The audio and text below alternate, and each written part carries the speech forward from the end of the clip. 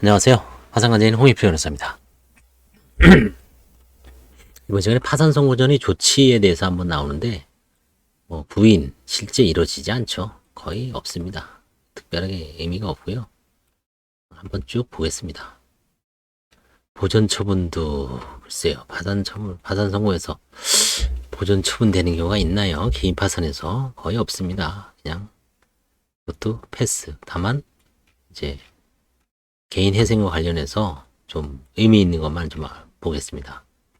이거죠, 이거. 회생 절차나 개인 회생 절차와 달리 파산 절차에서는 파산 채권에 기한 강제 집행 등의 중지 금지 명령이나 포괄적 금지 명령 제도가 없습니다. 이에 그 밖에 필요한 처분에 이러한 내용이 포함될 수 있는지가 문제가 됩니다. 파산 선고전에 면제세 신청이 있는 경우에만 파산 채권에 기한 강압류 또는 가처분의 금지를 명할 수 있습니다. 그 면제세 신청이 없이 그냥 그 금지 명령 이거는 안 되죠. 그래서 채권자가 예를 들어서 유체동산에 대해서 강제 집행을 한다. 그럴 때 파산 신청을 하면서 요 조항 383조 8항에 의해서 면제재산 신청을 하면서 여기에 대해서 면제재산 신청에 대한 강제 집행 가압류 또는 가처분의 중지 또는 금지는 해줍니다.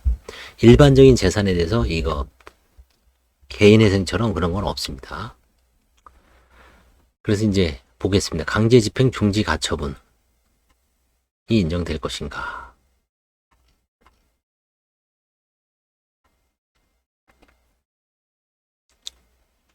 여기는 허용된다고 봅니다.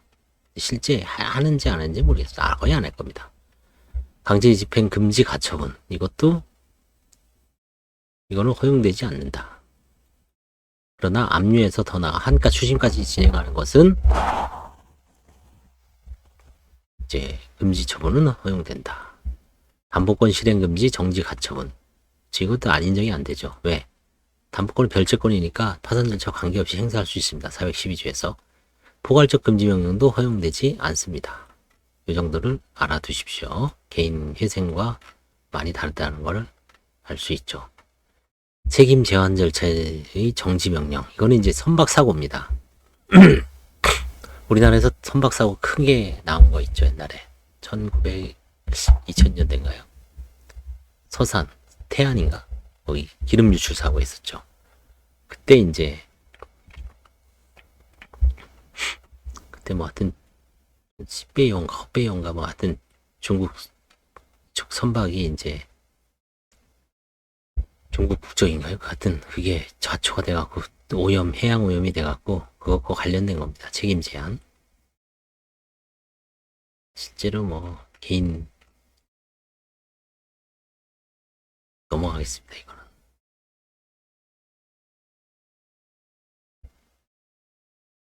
이제 여기부터 이제 중요하죠. 파산 선고. 이번 시간에 알아둘 거는 파산 절차에서는 포괄적 금지 명령은 인정되지 않는다. 다만 그 다음에 담보권 실행 금지도 인정되지 않는다. 다만 가장 실무에서 유일하게 쓰는 게 383조 제8항과 관련된 유체동산에 대해서 강제 집행이 있을 때 파산 신청을 하면서 면제재산 신청을 하고 그 유체동산에 대한 강제 집행 중지를 해주십시오. 중지 명령은 내려줍니다. 법률 구조공단에서 많이 하죠. 기계적으로 들어오죠. 그것만 인정해 줍니다. 그다음에 예를 들어 보험 해약 환급금에 대해서도 할 수 있죠. 보증금에 대해서는 굳이 안 해도 되는데 간혹 하는 경우가 있죠. 그 금액 이상 되는 경우. 그래서 주로 이제 유체동산에 대해서 많이 하고요. 보험 해약 환급금, 예금, 현금성 자산 그 두 가지에 대해서 그 금액이 1,100만 원 미만일 때 그 사이에 파산 신청부터 선고 시까지 아무리 빨라도 한 달이니까 그 기간 안에 채권자들이 추심해서 떠갈 수가 있죠. 떼갈 수 있으니까 그때 유용합니다. 그때 이제 강제 집행 중지를 면제재산 신청을 하면서 중지 명령을 받을 수가 있습니다. 그거를 잘 활용해야 됩니다. 불안해보는 채무자를 위해서 파산 신청과 동시에 면제재산 신청을 하고 그 면제재산 신청이 유체동산, 예금, 보험. 그럼 또 뭐가 있을까요? 생계에 필요한 자동차, 그렇죠? 자동차도 할 수 있죠. 보험도 할 수 있고, 보증금까지는 뭐 보호를 많이 해주니까 압류금 자체가 있으니까 안 해도 되고요. 네 가지만 하시면 됩니다. 유체동산, 보험, 예금, 자동차. 이 네 개에 대해서는 할 수가 있다. 다만 면제전 신청을 해야 됩니다. 그래서 면제전 신청이 큰 의미가 있습니다. 오히려 그 채권 추심에 대해서 그 마지막 몇십만 원도 빼갈 때 아주 중단을 시킬 수가 있습니다. 감사합니다.